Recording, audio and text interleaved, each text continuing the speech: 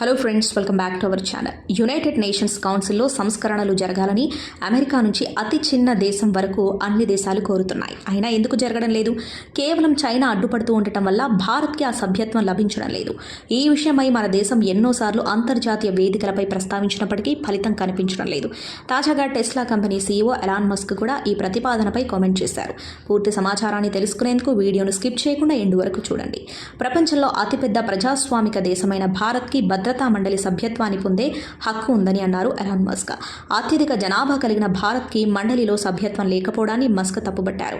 ఆయనే కాదు, పలు దేశాల అధినేతలు కూడా భారత్కి సభ్యత్వం విషయంలో తమ అభిప్రాయాలను ఇప్పటికే తెలిపారు. చైనాకి భద్రతా మండలిలో సభ్యత్వం ఉంది, భారత్ విషయంలో మోకాళ్ళొడ్డుతుంది.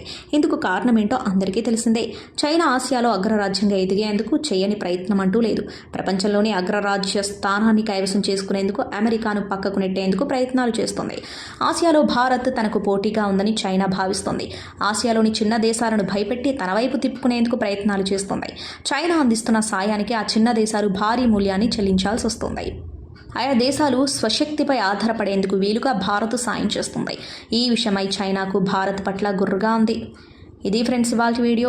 భారత్ పట్ల యునైటెడ్ నేషన్స్ తీరుపై మీ అభిప్రాయాన్ని కామెంట్ బాక్స్లో కామెంట్ చేయండి. అలాగే ఈ సమాచారం మీకు ఉపయోగపడినట్లయితే వీడియోని లైక్ చేసి మీ ఫ్రెండ్స్ అండ్ ఫ్యామిలీకి షేర్ చేయండి.